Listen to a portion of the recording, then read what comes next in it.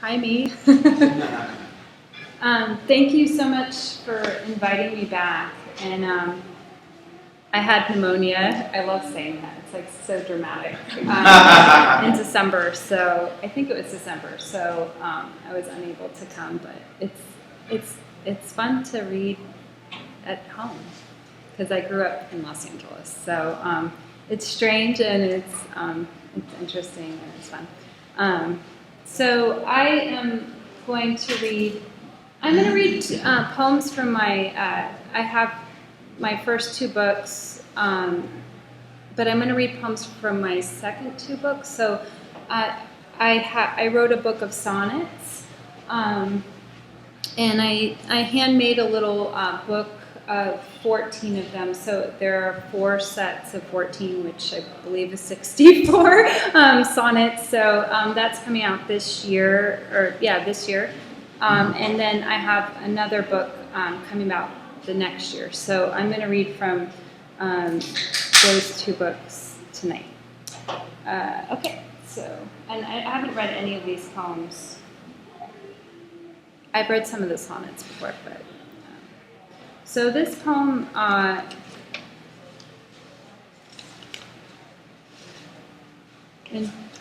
Janine, that was great. This is a treat for me because I don't get to hear poetry a lot. So. Okay, so this poem I wrote because I was very angry at my landlord and sort of hate landlords in general. I lived in about 50 apartments, I think, in Los Angeles, and growing up, and they were all pretty shitty, and so I think I just harbor like deep hatred for property and landlords. So this poem is called A Poem for Landlords. Today I paid my landlord at the last possible minute on the last possible day of the month, which is on the 5th of the month. It is the 5th of November, 2012. Poets hate their landlords. This is an imperative. It has no grammar. Maybe it has a crude grammar. I'm not writing the check until the last possible minute in my car because I have so much hatred in my heart for property and landlords, but not land or streams, since I love the romantic, since I am also romantic, when I'm not practicing stupid conceptual poetry like going to TJ Maxx and looking at my own face. I have been thinking of the body of my 3-year-old and how it is so new and so unstable and how I don't want him to ever feel happy in this world. I don't mean it like that. I want him to feel joy, but not happy in the sense that he feels content. I want him to also feel contempt for landlords, the same way that I feel contempt for landlords, and how I've hated them all in exactly the same way, which is an abstract hatred, since it reaches into the future, as well as a concrete hatred, since it is right here in my parked car as I write this rent check, and how the hatred is sophisticated in the manner of a Marxist, and how it is unsophisticated, just like a juvenile delinquent, the one that I will always be, even when I am very old, because for whatever reason, that simply could not be beaten out of me. So back to this check I don't want to write, and writing the numbers of amounts of money in cursive, which is the last place in the world in which I use cursive, and writing out a check which is also the last place I write checks, and how if I don't do this, I would need from now on to get a money order to pay the landlords I despise, who are all exactly the same and whose threats are all exactly the same. I do not want to feel this hatred. I want to feel joy, and I want my little infant to feel joy, and I don't want her to grow up to be happy. I don't mean it like that. I want her to feel joy when she walks in a forest or by a river looking at birds. But never should she feel happy or complacent. If she feels one day a seething contempt, I will be proud of her, for I shall know that she is my daughter. I know that I should be happy for them, my children, if they are happy, but this is not the case. Oh, don't become tax collectors. I'm writing this so quickly. Soon Craig will be home, and I will need to breastfeed and cook dinner. I'm writing this so fast I will not be able to look back at it, but just now I'm looking back at it since I made dinner and cleaned the house, and I'm also revising it and thinking about how my anger has subsided, because at dinner Ezekiel told me he kissed his friend on the cheek at school, and he says it is okay to hug a friend, but we don't kiss friends at school. I'll post this on my blog immediately. It is November 5th, 2012. So...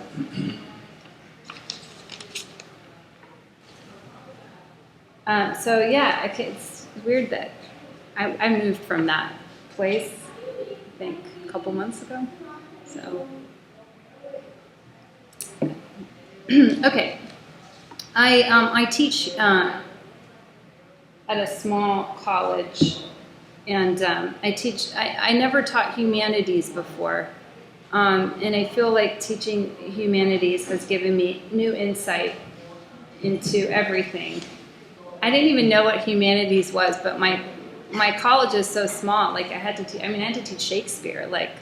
Geez, it's been a long time, right? But but the humanities is weird. So it's an interesting thing to teach, and I think it gave me a little bit, like I said, it gave me a little bit of insight into literature and poetry, art, what gets in and what stays out. Okay.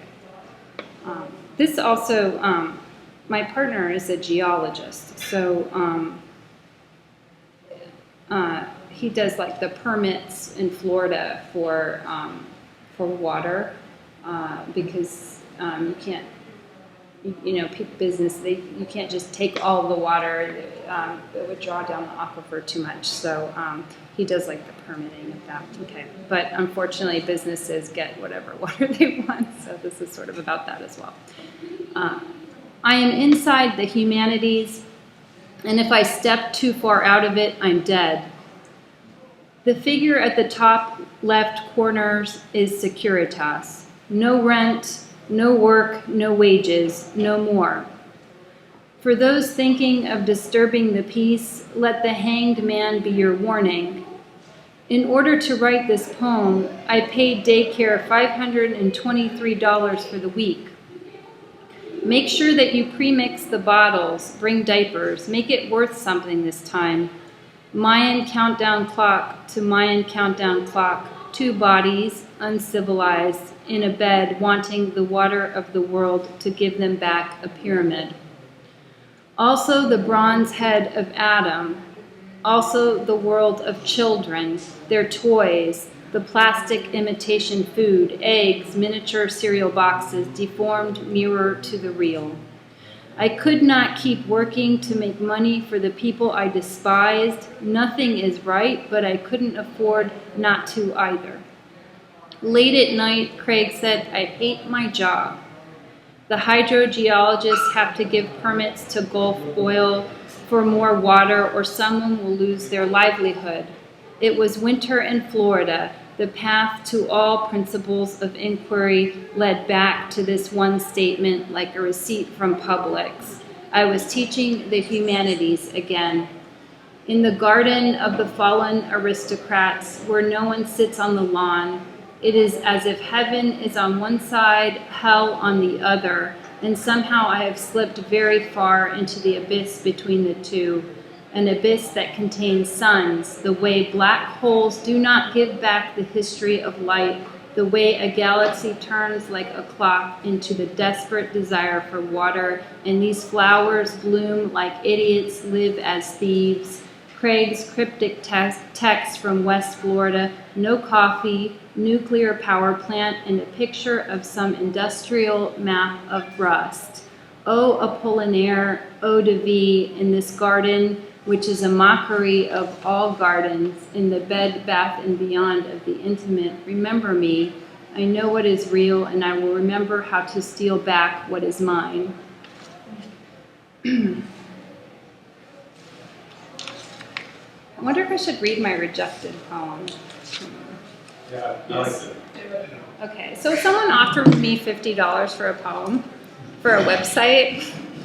I was like, yay, because I'm not writing anything for the Poetry Foundation anymore. Maybe I'll get $50, but it got rejected. And I think you might, I don't know if you'll see why, but I don't know. Should I read this? Yes. Okay. It may not be very good. I don't know. Okay. It's about more humanities tests. It's kind of rough, but is your thing? Yeah. It's what? I think it's still going. It's still, well, it doesn't matter. Okay. I grade online humanities tests at McDonald's where there are no black people and there's a multiple choice question, or white people about Don Quixote, or Asian or Indian people. I don't want to be around people. I want to be here where there is free wireless. I do not want to sit at the Christian coffee shop nor the public library. No, I want religion to blow itself up. My sister converted to Catholicism. I do not want to sit at Starbucks. I like McDonald's coffee because it is cheap and watery. I like how it tastes. I like this table where the old man next to me is telling his old friend about the baby black swans he would feed corn to in Cairo, Georgia, when he was a kid. No, Mark Twain did not write Don Quixote. I'm going to be here in this fucked up shit. You can buy an old Crown Vic police car in Cairo for $500. So I read a poem by James Franco in the literary magazine I bought. My mechanic wants to fuck me, and the poem isn't as bad as people say he is bad. One of his friends dies in the poem. He says the word cunt. I don't know what to make of it. I read it as Canute, the medieval prince of Denmark, who ascended to become the king of England. I bet some managers here could relate to Canute. Send me a pic of your cunt. The mechanic says, I miss you. I say, what do you miss about me? He says, your big tits. Elliott Smith is mentioned in the Franco poem and might or might not be a cowboy. Maybe Franco really is bad after all. The Crown Vic is a vehicle, the way police always say vehicle, not car, but the mechanic always says car, not vehicle, because I teach the police. I know how they talk. The shop girl wants to cock block. The mechanic says, Sandra, stop speeding. Do you want to see a picture of my wife? You can get a discount now. No, Cervantes did not write because I could not stop for death. And I will be sitting here all day in this fucked up shit. God damn it. Click, click, click. I keep looking at things like pictures of your husband, which makes me sick and watery. Now a young boy, maybe 8 or 10, in a booth across from me is telling his mama his daddy's new girlfriend is ugly. She's ugly, mama, and trying to comfort her. Do you want to meet me in the Home Depot parking lot? I don't think that's a good. If I find you, I'll kill him and I'll kill you, and no one will know where your body but your husband. He isn't ugly. He is beautiful, leaning over himself in pond water, or leaning over masculinity itself, leaning over the family he has made for himself. And the pond is male because he owns the pond, and the guns are male because he owns the guns, and the situation is male because he owns the factors, and the car is male because he owns the police, and Home Depot is male, even if he calls himself a feminist, because he owns and owns and owns, and all he can do is own everything that will rot, like privacy or speech or porn or black swans or my big tits, which he misses. A man decides to sit next to me, and he's frantically hitting his wrapped egg McMuffin on the table, and then he walks outside and smokes a cigarette and returns to his seat and starts hitting his wrapped egg McMuffin again, and then he sees my computer and asks to check his Facebook. So I tell him, and so I let him, and he wants to be friends on Facebook and leaves his phone number on my page, and I like it. And then in the background, the little boy's like, she's ugly, mommy. She's so ugly, mommy. And mommy's like, is she? Is she ugly? And I think the mom is ugly, even though I don't want her to be ugly. And the other kids at the booth are drinking milk, and they're chubby and eating fries and saying, yeah, she's ugly. Yeah, mommy, she's ugly. You wouldn't want to meet her because she's ugly. Not even worth $50. So. Okay, so time, are we out of time? No, okay. Okay. Like approximately. As much as you want. Yeah. Don't do that to me. No. Yeah, all these books featuring you. I'll read a couple sonnets and then we'll call it a name. Okay.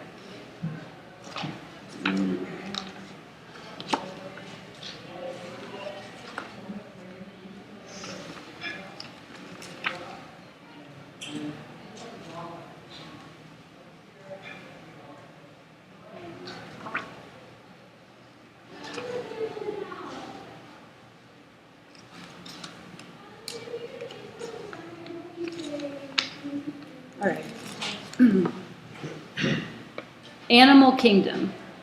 Make me a mutant cannon of DNA you can't rein in.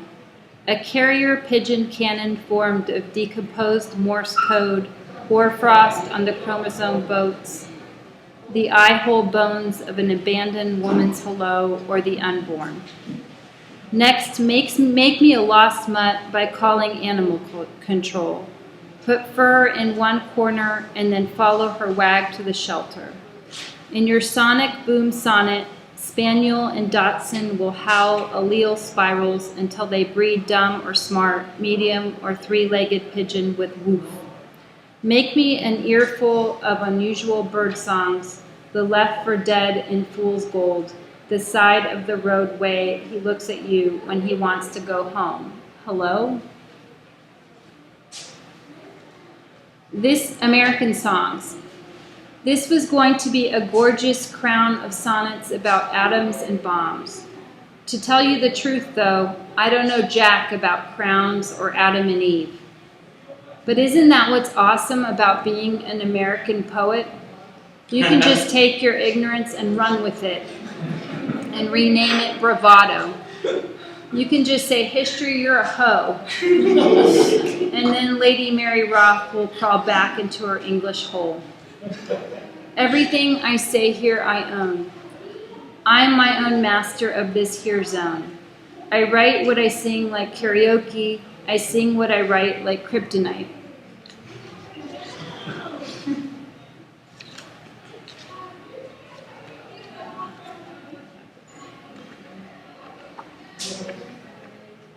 I don't even know what's in here.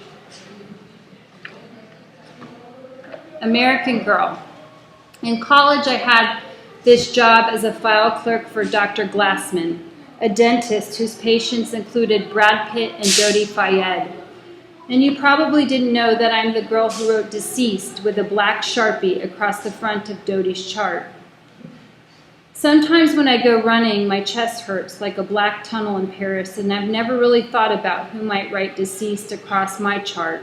Because back then I would go surfing in Malibu with my boyfriend and then sleep on the beach, and in the morning, hungover, would take the RTD bus back to Beverly Hills to file charts. When Tom Petty walks in, and he's so much cooler than Brad Pitt will ever be. Because yesterday in Tallahassee, I ran through these trees that had this marijuana-like smell that reminded me of the way Tom Petty looked when I handed him his prescription for antibiotics after he got a filling. Okay, I'll read one more.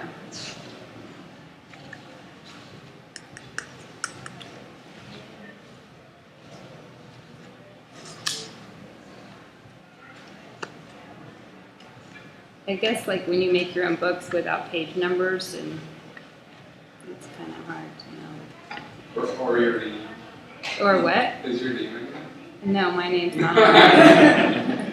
The nameless. I was like, oh, No name. no name. All right. Red Wand. Sometimes I try to make poetry, but mostly I try to earn a living. There's something still living in every urn, I am sure of it. The ash moves around inside the vase like the magnetic filings that make the mustache of Wooly Willy. Maybe a new face counts as reincarnation. The wand says, I'll be your ostrich if you'll be my swan. In this life, what did I do wrong?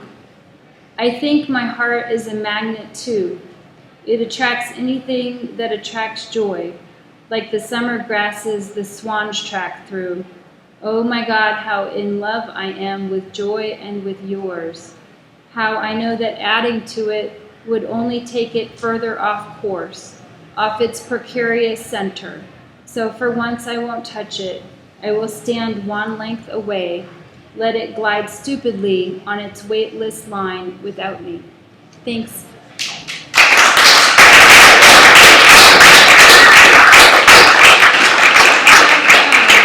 I have some of these. I don't know how many I have left, but if you want one, you can have one. So. Thanks, you guys.